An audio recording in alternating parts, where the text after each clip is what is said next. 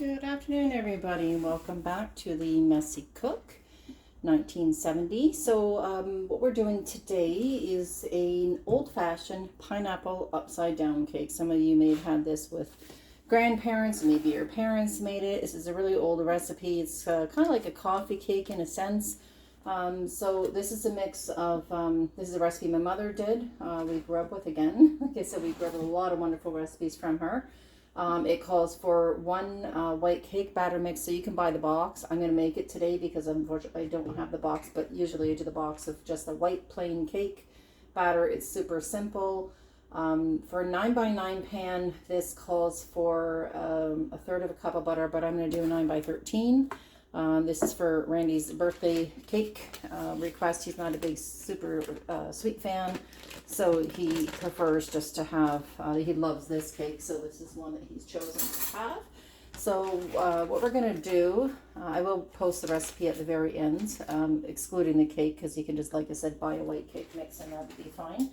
So what we're going to do is I put a half a cup of butter in my pan. I'm going to pop it in the oven just to melt it for about 2 or 3 minutes. And then I'm going to throw in 1 cup of packed brown sugar. And then we're going to bring that out. We're going to get the pineapple in the bottom, which I'll show you how to do that. And we're going to make the white cake mix to put on the top. So we'll get to that after this butter is melted. Okay, so we've melted the butter. It's just melted in the oven. So again, that was half a cup of melted butter. You can use margarine if you want to, but margarine does have a higher water content. So this won't get quite as sticky on the bottom of the pan as we might like, so I would recommend butter, but it's entirely up to you. We put in that 1 cup of packed brown sugar, and so this is going to be the base of the cake. So basically this is a cake that you're going to make, and then when it's all cooked and cooled, you're going to turn it out onto, you know, a serving tray, or me, I have a cookie sheet covered with tin foil because unfortunately I just don't have a serving tray that large for a 9x13 hen. So the reasoning for melting this butter in the oven is it just saves another dish for me to wash later, and it's just as easy. So we're going to preheat the oven to 350, melt a half a cup of butter. Once that's just melted, like I said, we're going to add in a cup of brown sugar. You could do a little more if you want, but I think a cup works out pretty good. We're just going to spread that around a little bit, try to get it as even as possible on the bottom, and that'll kind of settle out anyhow as we're making the cake mix. So I think that is pretty well. Right now that's good enough. We're going to leave that for a few minutes. We'll put the pineapple on once the cake mix itself is actually done. So we're going to get on. I'm going to move this up a little bit here and reposition so you can see the mix a little bit better for the cake. All right, so I'm just doing a vanilla sheet cake I found on the internet, but like I said, feel free just to use the pre-boxed cake mixes, which makes this so much easier. I thought I had them in the cupboard because I usually keep 1 or 2 on hand, and unfortunately I didn't. So we're going to, there we go here, we're just going to do that. So what I'm adding in here for this mix, and I will post the recipe that I used at the end in case you want to make it from fresh, and hopefully I'll let you know how this turned out. If it's as good as they're saying it is, it's a 5-star recipe, so hopefully this turns out good. But use any cake mix recipe you want. If you got an old 5 Roses book, you can do that. That's usually what I do, but I thought I'd try something new today. So I've added in 1 cup of butter, and to that, let me just make sure I've got the recipe here. Sorry, I haven't done this one before, so I don't know this one offhand, but so oven is preheated to 350 degrees. We've melted the butter, added the brown sugar in the 9x13 pan. So I've added 1 cup of butter, and they're asking for 1.5 cups of granulated sugar. So that's just your regular old white sugar. So I'm going to turn this down, lock her up, just put on the low right now, and we're going to get that mixing a little bit. And I'm going to gradually add in this granulated sugar, just a little at a time. There's a couple lumps, not a big deal, because that's going to separate out. Okay. So we just want to keep adding that. You can see here. There, that is all added in there. We're just going to keep beating that until it's mixed in. Remember, the eggs, everything you put in this recipe should be room temperature. There's going to be milk added at the end. Milk, eggs, your butter, room temperature, so it creams better. So we're going to turn that up and let that beat for a moment.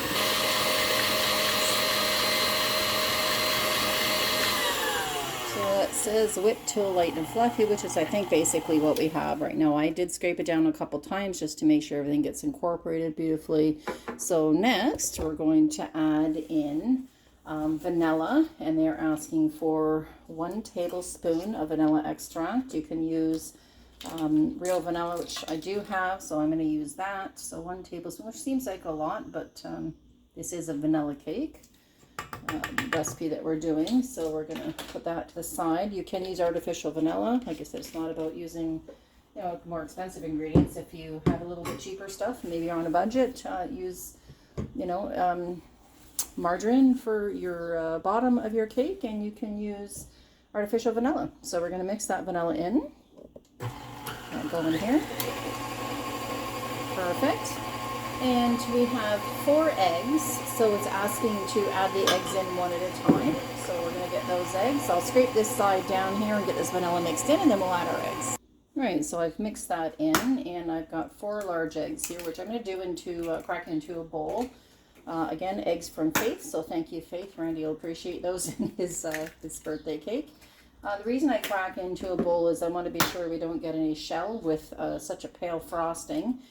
Or not frosting, sorry, cake mix. We want to be sure we don't get any shells in there, because if you have, these are a little bit blue eggs, but even if you have white and there's shell in there, you're not going to see it. And there, I just dropped some in. So what's happened here is you just take your other shell, little trick, and it will stick to the bit that dropped. I don't know if you can see that, it stuck to the edge there. So, oops, there we go. So I've got that that bit out of the eggs there. So we've got these all done. So we're going to add one at a time as it calls, and we're going to get this nice and light and fluffy. So we'll add these in, and we'll just pop 1 egg in at a time, as I'll show you here. So there's one. I'm going to turn that up a little bit.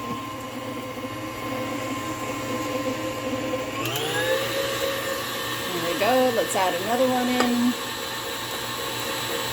Oh, 2, well, that doesn't matter. That's okay. We're just going to mix a little longer. Nice that incorporated. We'll pop that last one in there. Make sure we get all of our bits.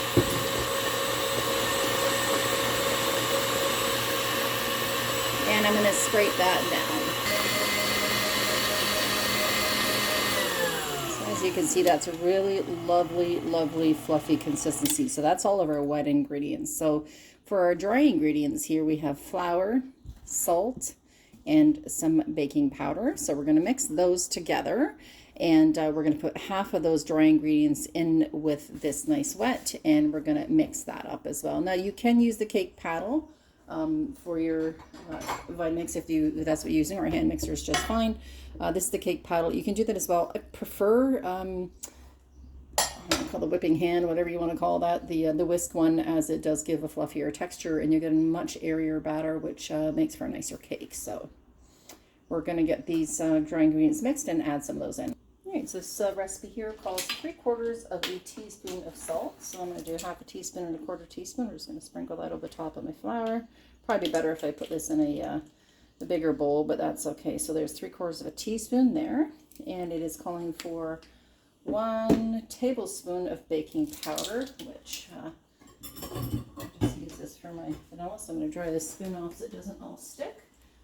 You don't want it to be too messy cook or not. And there, 1 tablespoon of baking powder. Remember, baking powder, not baking soda. Baking soda will make this cake way too airy and fluffy, and yeah, probably wouldn't taste very good. So other than that, the only other ingredient we have left is a cup of milk. So I'm going to get another bowl here for these ingredients, just so we can kind of mix them up. It's not much smaller, but that's okay. I'll just use this here. Mix these all in. So what we're going to do is we're going to add half of this dry cake mix, and it is good to spread it out, to mix it up. You can sift it if you want. It doesn't say sifted. I don't always do that, but if it does specify, okay, yeah, it has to be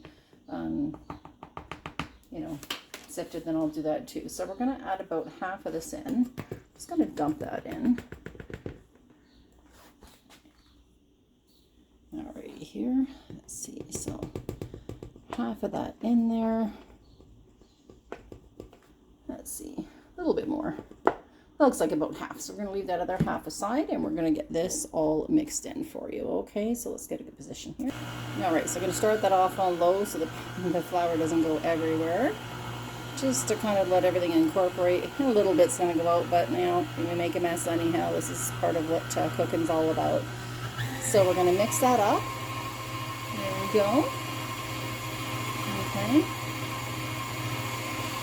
So we've mixed that till that's combined nicely, and they say to add in half of the milk. So this is 1 cup here, so I'm going to add in half a cup of that milk, approximately. So hopefully I get it on there a little bit more. There we go, and we're going to mix that until it's just combined. And again, low, because otherwise it will splash everywhere.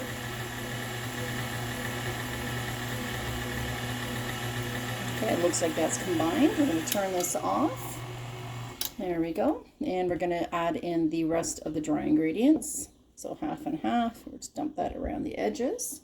Perfect. So this is called the wet dry method. So what this kind of like just combines things gradually. If you put it all in one shot, you're going to, you know, your flour is going to be everywhere and splashing and making one half a mess. You lose half of your cake batter. So we're just going to turn this on low again just to incorporate until it's all mixed up there. And we always end with the wet ingredients. The reason for this is in case it's you know, too thick, not thick enough, you can add a little bit more or a little bit less milk. So that's looking pretty good. So I'm going to add in half of that. Not half of that, sorry, that's the last half, I should say. And get this mixed up here on low for the moment. There we go. I'm going to mix that up. So that's combined. So I'm going to scrape the edges down, and then from there we're going to give this one good whip for about a minute and then pour it into our pan. So let me get that edges scraped down here.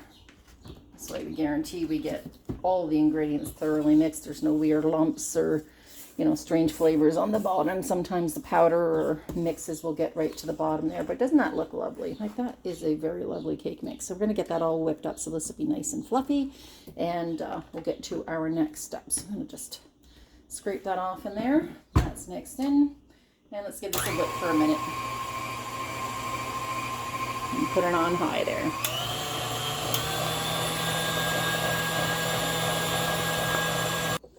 All right, so basically the cake mix is done, and we've got our pan here of brown sugar and butter, and here's our cake mix. You can see it's whipped up just beautifully here so that it's nice. Oops, let's see here, unlock that. It's whipped up nice and fluffy. So we're going to take that off here and top the rest of it in. Now, I know you might be tempted to lick the batter off of that, but please don't, because there is raw egg in there, and it could make you sick. I mean, it might not, but I wouldn't take the chance, so let's not do that. So there's our cake mix, and what we're going to do next is we have 2 cans. I need 12 slices of pineapple for this cake. So we're going to basically layer the pineapple slices on the bottom. So I've bought Dole pineapple slices. I prefer the slices because it just makes a prettier cake. I suppose you could use you know, chunks or tidbits, whatever you like, but the pineapple slices makes for a pretty cake, and you'll understand why at the end. So I'm going to drain the liquid off of these and keep that aside for, you know, maybe a smoothie later on. And it's actually funny, if you look on the side of here, it does give you a pineapple upside down cake, upside down. I think they're calling here mini. So you can do these in, like, if you have a large muffin tin or even a small muffin tin, you could do mini cakes and individuals with this. So anyhow, so we're going to just drain this pineapple, and I'll show you what we do next. Okay, so just finished draining the rest of that pineapple juice. We're just going to set that, I'll just set it at the back there for now. And each of these contains, I don't know, 7 or 8 slices. So we're just going to, sorry, get the lid off of that without cutting myself. There we go, we'll set that aside, and I'm going to dump the rest of the pineapple rings in here. The only reason I'm doing that, instead of taking them right out, 1, I don't want to cut my hand on the side of the tin, and 2, if there's any juice left in there, we don't want to get that too much of that in the bottom, because otherwise it just gets too wet. So we have all these lovely pineapple rings. There should be about 12 of them you can fit, so 3 across, 4 all the way to the end, and just get those in there so they're nice and even. You can see here how these will we can fit 4 across the end. So we're just going to do that there. And we want to just kind of press those and nestle them down just a touch into the brown sugar there. Make these nice and even. Here we go. Traditionally, this recipe called for maraschino cherries in the middle, and I'm not sure if I have any in there. I don't think so, but that's okay if I don't. I do have some raspberries and strawberries, and I have some fresh cherries. So I'm going to take a quick look and see what we have in there, and then we can decorate the centers up to make it even prettier. So we'll be right back after I find out what we got in the fridge. All right, so I do have raspberries. I know Randy is not a raspberry fan, and since this is his birthday, he gets what he wants. So I'm going to put in, I have some fresh cherries here, so I'm literally going to cut them out, put them round side down, because like I said, when we turn this out, we want it pretty side up. So I'm just going to cut these raspberries here, or sorry, not raspberries, cherries here in half, twist it. There are the pits out of that side, and I'm just going to kind of cut the pit out. We don't want to cut through the whole cherry, we'll just take that pit out with our hand right there, and we're going to put those in. So I'm going to continue and just fill each of those holes with cherries. All right, so I have the last cherry piece just to put in there, so that is all done. Like I said, you can use maraschino cherries if that's what you like, or you have, or don't put anything in them. Sometimes you can put, Christmas time it's nice to do this, because you can put the red maraschino cherries in the middle, and then the green ones in the corners and whatnot, so just make it look quite pretty. So what we have here is this cake mix. I'll give it one last stir. It is quite thick, but it's beautiful and fluffy. So I'm going to spread this. I'll get this dumped in here. You can see we're going to spread that all over the cake. And then you can see how airy that is. So when that cooks, that's going to fluff up nice, and it'll be just a beautiful, this smell is amazing here. Just be a beautiful, light, fresh, you know, old-fashioned, like I said, almost like a coffee cake. That bit of brown sugar gives a little bit of caramelization as it cooks on the bottom with the pineapple. It's a little sweet, but not overly sweet. And we're just going to spread this as evenly as possible under the bottom of the pan. This does make a nice sized cake. And the nice part about this whole thing is, one, you don't have to grease the pan because there's butter there already. And also, with those pineapple pieces, you know, this is going to serve 12 perfectly. It's a nice guide to be able to cut it afterwards too. So we just want to do that gently. We don't want those cherries popping out because we want them to stay where they are. And we're just going to press that down, get this smooth. It doesn't have to be perfect because it's going to, you know, rise a little bit in the oven anyhow. Now it's okay, as you can see here, there's at the edges a little bit of the butter is popping up. That's quite all right. That's, like I said, you don't have to butter the pan. Normally you grease it. You also don't need to line it with parchment paper. So I'm just going to flick that little bit off with my hand because I don't want to lose any of that cake mix. There we go. My hands are clean, don't worry. And there we go. I think we're pretty good. So we're going to pop this in the oven at 350 degrees. Now the white cake mix recipe calls for, I think it's like 35 or 40 minutes for the 9 by 13. So if you're doing just the cake without any of the fruit or anything on the bottom, that's fine. This pineapple upside down cake of my mother's, and like I said, she had it in a 9 by 9 pan, which would make this a little bit higher. I do it in the smaller one, so I'm going to cook this for about 45 minutes, and I'm going to come back and check it at the 45-minute mark. When the toothpick comes out of the highest part of the cake, which is usually the center, when that comes out clean, you know it's done, and then we're just going to let it cool in the pan for you know, until it's room temperature. We will trim around the edges with a butter knife, use our pan and flip it out, but I'll show you to that point when we get there. So let me pop this in the oven. There's my fancy cake tray on the top. Like I said, I don't have a fancy pan, so this is what we're getting, but it's an old-fashioned cake, so, you know, it doesn't have to be fancy. So, whoops, sorry, we're going to pop this here in the oven. Middle rack, dead center, right there. And we're going to put that on, timer on for 45 minutes, and I will come back and check that in 45. So we'll come back and check that in a little while. Okay, so I'm just going to check the cake. 45 minutes has passed, and we want to see, ooh, this is delicious. Look at that. Oh, and of course it's not coming out, so let me just, there's my timer. I should get it wrong a minute ago, so I'm going to take this out. Ooh, this is pretty heavy. This is going to be amazing. It looks so good. So I want to take, see here, we're going to go in a little bit closer. It's nice golden. And I'm going to stick our toothpick in, and it comes out clean. So that is done. I'm going to turn my oven off, and we're going to leave that to cool for, well, just till it's basically room temperature. When we're ready to turn it out in the pan, I'll, okay, so here we are at the final steps for our pineapple upside down cake. So this is cooled to not quite room temperature, room temperature, but almost room temperature. So what I'm going to do is I'm going to run the knife, should move this down here so you can see a little bit better. Just going to run the knife around the edges, and this is actually pulled away quite well. I'll show you even without where it was here, so you can see here a little bit on the edges. It's come away a little bit there. It's nice and easy. So we're just going to run that knife around, okay?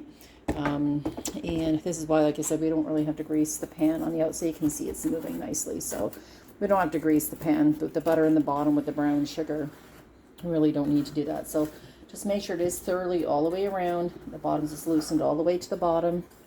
That's super important for this cake to come out properly. Now we're going to keep our fingers crossed that we're going to get this to come out the way it's supposed to. So basically what we're going to do is we're going to turn this, make sure that's fitting on top like so, and pull that back a little bit so you can see. I'm going to hold on to the bottom part of the cake. See if I can hold on to this properly here. There we go. And I'll give it a little bang. We're going to flip it over and drop it. So the reason I dropped that is so it should come out of the pan. And cross fingers, here's hoping this fits just perfectly. Okay, and it feels like it's loosened up. I'm going to take a little peek there, and it is just about perfect. We have a tiny, tiny little piece here that's come out, but guess what? We can just press that in. Nobody will know the difference. Same thing here. Ta-da! So that is pineapple upside down cake. This is amazing. Take a nice look there. You can see these bits and pieces here are a little bit gooey and sweet. The cherries look nice, and the edges are all gooey and yummy. So this is amazing to have. Like I said, you can do it for a birthday cake. It's an unusual birthday cake, but if that's what you like and that's what you or your partner want, then that's what you should make. So this is great with coffee. Nice thing to bring to a potluck. Super easy to make and super cheap. So I really appreciate you guys coming again and joining me here on The Messy Cook. And I hope you try this recipe. Like I said, remember, you can put anything in the middle that you like. And if you want to use a regular white cake mix, just use that cake mix if you prefer. It's much easier than having to make the whole cake. But if you want to do that too, that's all right. Use margarine or butter. And yeah, that's pretty well it. So I'm going to post the recipe here on the bottom. I'll do for the vanilla sheet cake. And I'll just kind of scan that so you can see. And I'm also going to put the recipe for the pineapple upside down cake. That was my mother's recipe. So here we go. So this is the recipe here at the top. Okay, and I'm going to scan down here what you need for ingredients. This is the vanilla cake here. So if you got it in there. Now if you want, there is a bit buttercream frosting on the bottom. I'm not going to include that. So that's there. And then this is our instructions for the cake there. Okay, we're going to scan down there. And it shows you for size of cakes there. Remove from the oven, cool it, and that's it. And then you can frost from there. So that's the cake recipe itself. But like I said, you can use a cake mix. And this recipe here is the actual recipe for the pineapple upside down cake. And now this recipe, excuse me, calls for a 9x13 pan. But again, I do it in the it calls for a 9x9 pan, and I do it in the 9x13 pan. So one white cake mix, or make your own. A third a cup of butter. Like I said, I do half a cup of butter if I'm doing it in the large pan. A cup of brown sugar. Now I use 12 slices of drained pineapple and 9 maraschino cherries, but I used 12. So, well, I didn't use maraschinos, I used regular. So yeah, so it just make your white cake mix, melt the butter, put in the brown sugar, put your cake mix on top, and bake away. This cake again took 45 minutes in the oven. It came out just perfect. Remember, cooled it to just about room temperature, or leave it a little bit warm. I think if it's a bit warm, it will pop out without all these cherries and pineapples coming off. Now if they do come off and stay in the pan, just peel them off the bottom of the pan, place them back in, and you're all set. So thanks for joining me here on The Messy Cook, and keep updated for more recipe. There's some more coming in the next couple of days. Take it easy. Enjoy. Don't forget to like that page and share with your friends. Take care, guys.